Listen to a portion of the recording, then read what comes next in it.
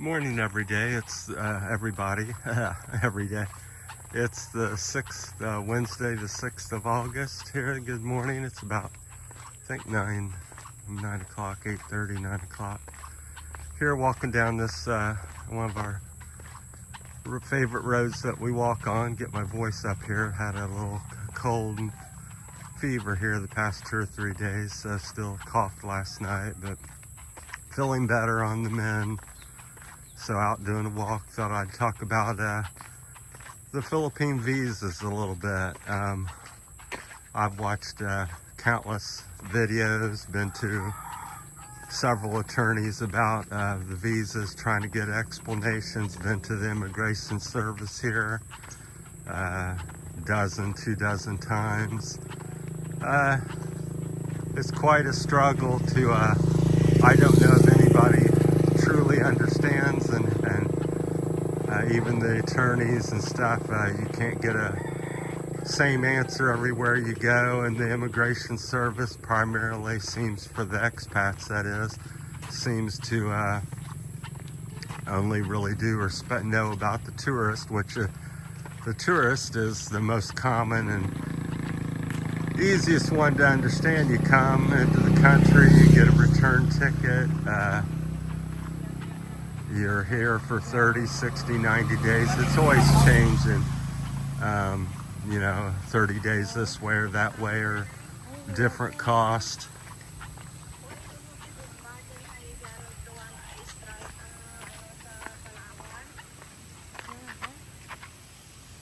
Excuse me, somebody's on the phone, so I'm not sure if it's picking that up. All right, so that's kind of the most straightforward one. Also, it's the most time consuming, in a sense that every month, every 2 months or 3 months, depending on what you have or what the rules changes are, you have to go, renew that and pay a couple thousand peso fee. Every year, 3 year, you have to leave the country. I think it's 3 year. There's so many variables to all the things. I think it's impossible to cover. I've not seen anybody or been to any place that's covered it all for me. And then once you get done, you think you got it. It's just impossible to retain all that information. Well, except for this loop or that loop. So I come over here, I was married. I thought 13A visa, researched it, automatically extended to you because you're married. I thought, golden, sell everything, move over here, new life in the Philippines. Pretty straightforward, and as it should be in that case, and simple. But unfortunately, with a 13A visa, nobody talks too much about it, or it's always hidden from you. Or a side note is, if you come over here or get married to one, it's not an automatically lifetime pass. It is if your relationship lasts. That's the only caveat to the thing. So if your relationship's good, she doesn't get mad, she doesn't pass away, she doesn't divorce you, she doesn't leave you. If she does any of them things, your 13A visa is revoked back to a tourist. And you go, well, that's okay, you're a tourist, or you're not going to get thrown out of the country necessarily. But let's say you come over here and you sold your house, and which is what I was kind of told, and they like, oh, let's go back to America. Well, you didn't. You're married. You didn't ever come over here as a tourist. You weren't thinking of being a tourist. You got married over here. Even you didn't get married to become a tourist again. And when you're married, then suddenly you can you invest in a house, you maybe have a child, you maybe buy a car, open a bank account, do all these different things because you're trying to live life over here, because you're sort of a citizen here. You're I forget what they call it, but anyhow, my mind's not so good on everything anymore, but you get my point. And then suddenly they, because she got mad at you and revoked your support for the 13A visa, which could happen by anybody at any time. They can do it for any reason, or heaven forbid she passes away or something. So it's basically, it's very strongly connected to your relationship. And then you think about the relationship part, and it's like, well, 65-70% of the relationships in the world, marriages and relationships, fail. So you have a 65, in my humble opinion, that translates to you have a 65-70% chance of your visa not working out. Then suddenly you're back over here with a business you guys purchased, you have a house you purchased, you can't, also people think, in America, well, it's simple, just get a divorce. Well, they call it annulment here, and it can take 3 to 10 years to get accomplished. And then you would have to get remarried again to get another 13A visa, get a divorce, take all the time and money and trouble to do that, and then get one again. So I think the 13A visa is good for 30% of us that believe that we have a solid partner, and it's going to pan out 30% of the time. So that's some new information I wish somebody would have explained to me. So one of the visas I think seems to be a good deal and a good way to go is the retirement visa for a vet. So if you've been in the military service, let's say the U.S., I assume it's all the countries, for a week, a month, 3 years, you've retired. If you've served in the military, I've heard in the U.S. at least, then you're, it's kind of like the 13A visa. It costs you a minimum amount, and and then you're good. You have all the different rights. It's kind of like citizenship, I'll call it. I can't think of it at the moment to save my life. But anyhow, so that's seems to be a great deal and a stable one at this time. So but unfortunately, I'm not a vet of any kind. My father was in the Navy over here in the 40s, but that doesn't translate to me, I don't believe. So it's only if you are served in the military. My understanding, it doesn't matter if it's a week or a month or 20 years. If you've got military documents saying you've served, then you're qualified to get this SSRV. I think retirement veterans visa. So I would look into that one. There's also a new one they I think just released this year. Now it's I believe it's more expensive, and it's not permanent or nothing. It's the business visa where the maximum you're going to pay is like $600 a year for 3 years to have that one. So about 100,000 pesos. And that's not too bad. And then you can conduct some sort of businesses, have a bank account. And so I like the ones that you aren't relied on to a partner, because again, 60-70% of the time that fails. So I think there's a lot of issues, and the 13A visa, which seems very appealing at first, if you don't have all the information, is not such a good deal after all. And it's really almost 70%, worthless to some degree. It just really depends on if you've got a great marriage or not. If you believe that you're one of the 30% of people that's, so just think about it a minute. How many women ever get mad at their partner? How many women get divorced? How many women pass away?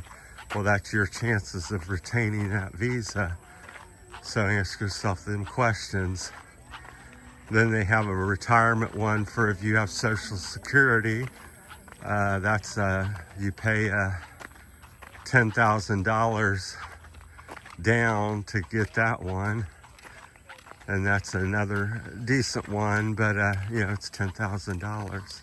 So if you have that amount, and that's not a big deal to you. Now, if you don't have the Social Security support or check, I think it's supposed to have like $1,500 a month to qualify for the one that lets you stay for the 10,000 peso. If you don't, and if it's your income's less than your social security's less than $1,500 a month, then you have to apply for the other one, which is 1 million pesos down, which is about $20,000 US dollars.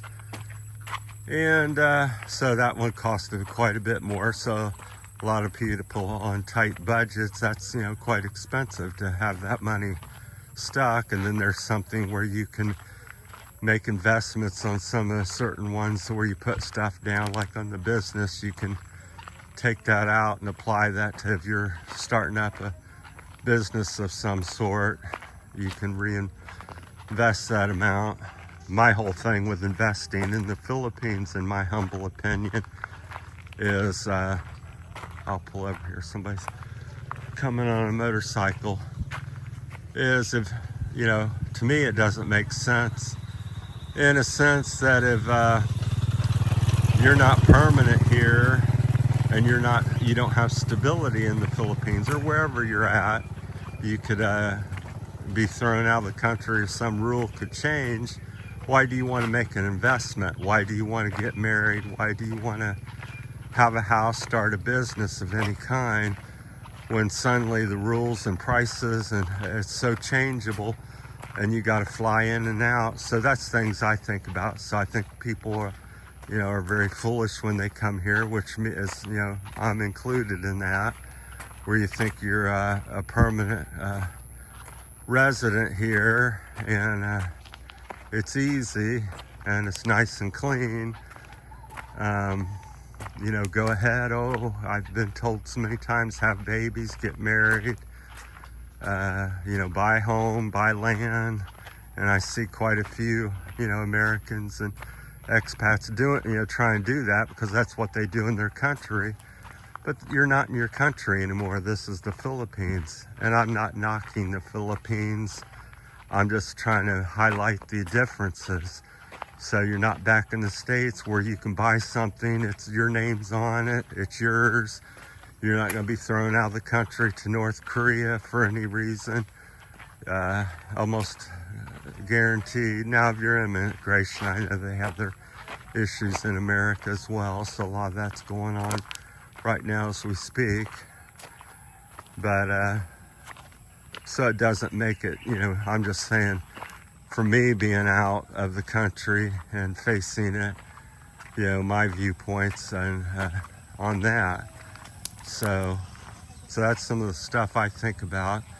So I just wanted to talk a little bit about that. So there's 6-8 different visas you can get, but everybody gravitates mostly to the tourist visa, which is the most straightforward if you're truly a tourist or just checking out the Philippines for 1, 2, 3 year period of time. That one, is great and makes a lot of sense. But at nickel and dimes, you have to run to town, be near one of the big city centers to check in and renew and pay another 2,000 or 3,000 pesos. Then be able to fly in and out of the country every, I think it's third year. So, which is an extra expense, if you wanted to really be in the Philippines, then you don't really want to fly in and out. And if you wanted to travel, well, that's great because you get an opportunity at least every 3 years to travel to another country for a period of time. So that renews your tourist visa again when you come back in. So that's kind of my thoughts, and let me know what you think if you want to add and share to the knowledge base in the comments to help other people. So that's stuff I think that people aren't so much aware of. And what I did, I thought, again, American, I'll just hire an attorney, what you would do in America.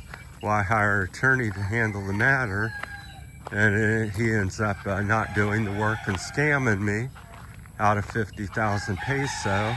And so even that's not again, in America, I would say that's, probably rarely happens over here.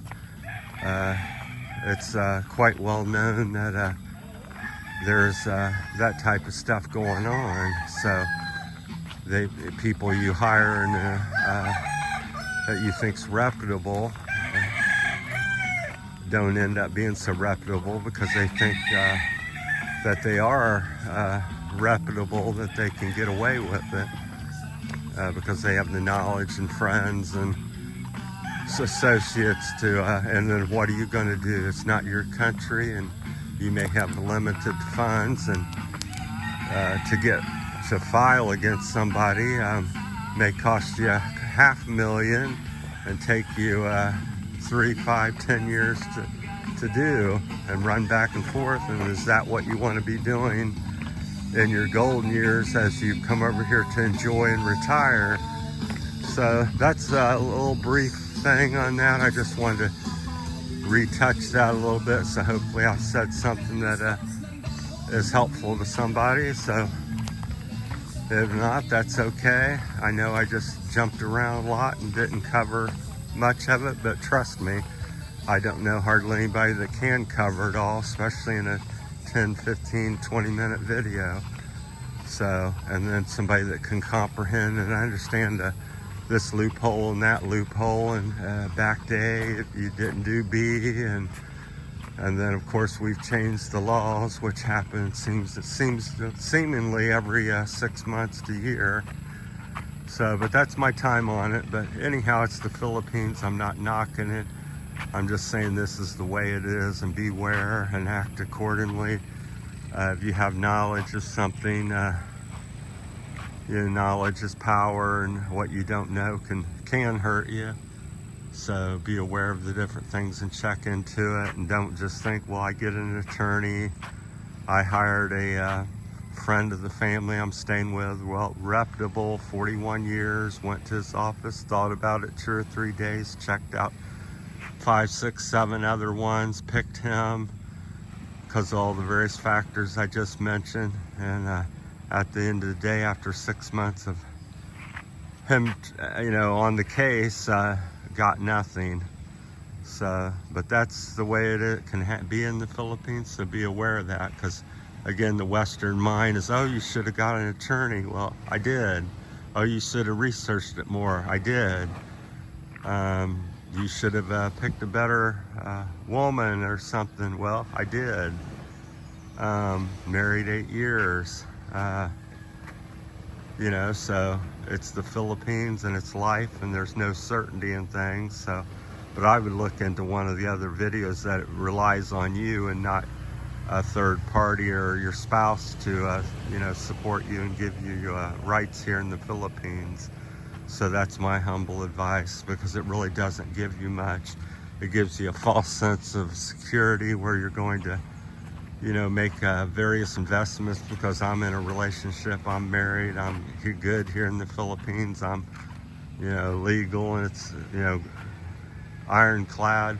Well, it's not ironclad, and it's extremely changeable, and you have a 70% failure rate at it. So, and I personally have failed at it. I was married, and now I'm not, and I met a couple other gentlemen, Australian man here, and he married 18 years, has investments of all kinds here.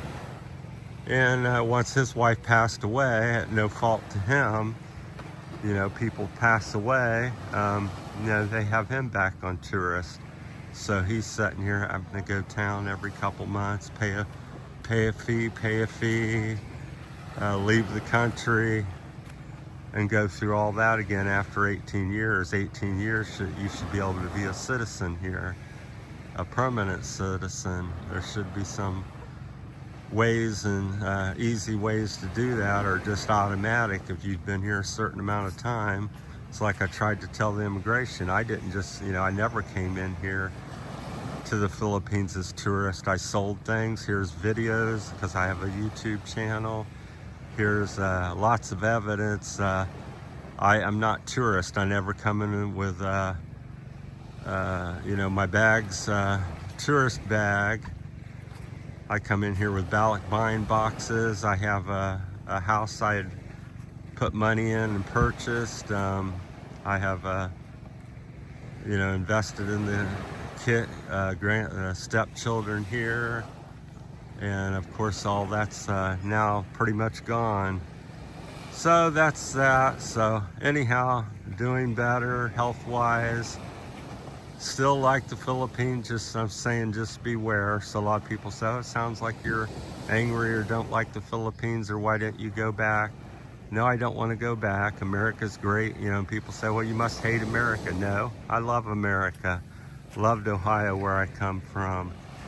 Just wanted to change, got to change, and it's just the change. So I'm speaking about the changes. That's all I'm talking about. There's a lot of changes and differences here in the Philippines. So just be aware and wary, and that's the point of a lot of my videos, to make people aware of things that are different here, and just sharing my journey with you. So this one's gotten long, so thanks for watching, everybody. That's it for Terry's Philippine journey here in Sabang, Wednesday the 6th of August. Thanks for watching.